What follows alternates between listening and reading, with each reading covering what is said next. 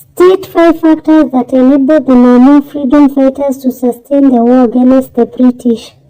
1. Some of the freedom fighters were experienced ex-servicemen and therefore possessed skillful military know-how. 2. The fighters and their own source of guns, that is, the homemade guns and captured guns from the British. 3. Some of the ex-servicemen provided good leadership, inspiration and guidance to the freedom fighters. 4. The natural forests provide the freedom fighters with good hideouts. 5. The freedom fighters enjoyed the support of local people who supplied them with food and relevant information about the movement of the British troops. 6. All things united the freedom fighters and announced their commitment to the struggle. 7. The guerrilla tactics used by the freedom fighters made it difficult for the British to suppress the rebellion. 19b. Discuss the contribution of KCSE to the nationalist struggle. 1. The formation of KCSE was the first serious effort by African nationalists to establish a national party in Kenya. KCSE gave both moral and material support to the Mau freedom fighters. 2. Some of the KCSE leaders provided leadership and direction to the Mau freedom fighters in the nationalist struggle in general. 3. KCSE was able to give guidance and advice to the first African nominated member of parliament. 4. It was partly through the effort of KCSE that the British government began to give some concessions to the nationalist demands.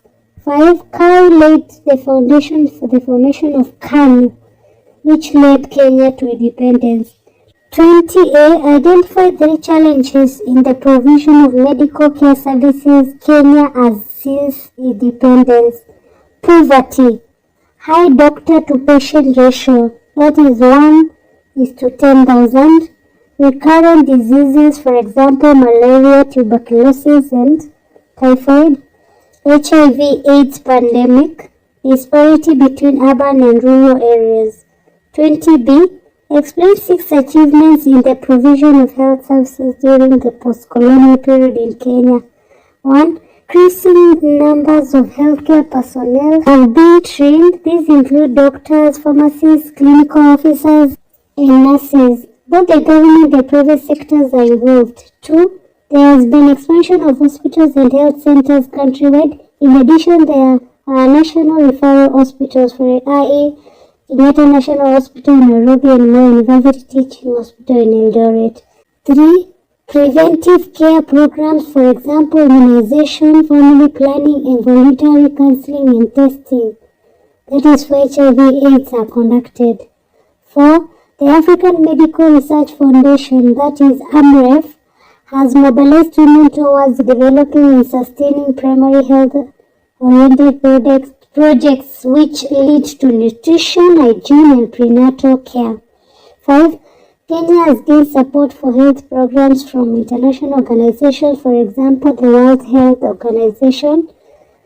6. The Kenyan Medical Research Institute coordinates medical researches institute and health research programs. 7. Training facilities for medical personnel have increased. Both the government and the private sector are involved. The University of Nairobi, Moi University, and Aga Khan University, Nairobi, are involved. Section C, 30 marks. 21a. Define the term national integration.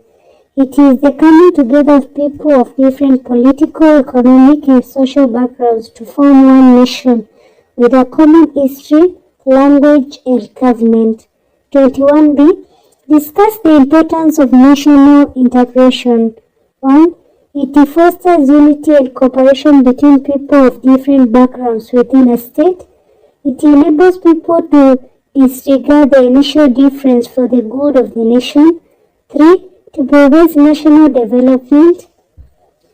It enables people to pool their resources together to develop the country, for example, construct schools and facilities.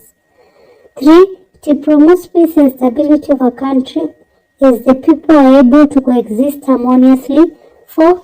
It provides security in a state because it eliminates suspicion between people. 5. It also enables people to solve their common problems together. For example, provides farming relief to people living in drought-stricken areas. 6. It also facilitates the realization of national goals as people progress in the same direction. 7. It facilitates efficient and effective communication between people through the use of national language. 8. It promotes collective responsibility in a nation because the people participate in development of the country. 22A. Identify 3 types of children rights: developmental rights, protection rights, survival rights, participatory rights. 22B. Discuss the rights of a child as per the Children's Act in 2002. 1. Every child, including a fetus in the mother's womb, is entitled to life. It is the duty of the family and the government to protect the life of a child. 2. Right to protection from discrimination. No child is to be discriminated on the basis of race, sex, religion, or otherwise. 3. Right to religious education. Parents should guide children on religious matters to facilitate spiritual growth. 4. Right to good medical care. Both family and government should avail medical services to a child whenever the need arises. 5. Right to good food and clothing. Parents should provide for their needs to facilitate proper physical development. 6. Right to protection from exploitation. Children must be protected from all forms of exploitation by parents or the wider society. 7. Right to a name and identity. Every child is entitled to a name and to belong to a community or state. It is therefore the responsibility of parents and the government to name and give a child an identity. 8. Right to protection from sexual abuse. 9. Right to protection from recruitment into war. The government should ensure the security of children in the event of war. 10. Right to play and leisure. Children must be allowed time to play and socialize both in school and at home. 23A. Define national budget. It is a country's financial statement which contains an estimate of the expected revenue and expenditure within a financial year.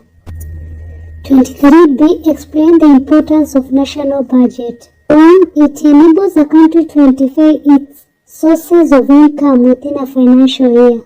These may include taxes, loans, income from government, parastatals, and agriculture. 2.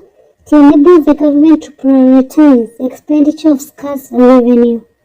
Through budgeting, the government is able to finance the very urgent projects. 3. It enables both citizens and foreign organizations to keep track of the government's economic policies. 4. It enables the government to estimate its financial requirements for the financial year. 5.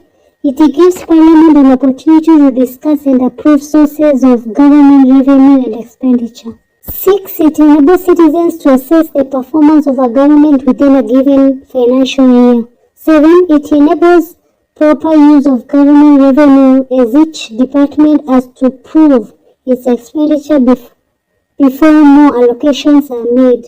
8. It promotes transparency and accountability in the government. Did you understand?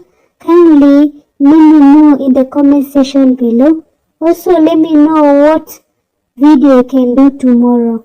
Thanks a lot for subscribing and listening to me. God bless you.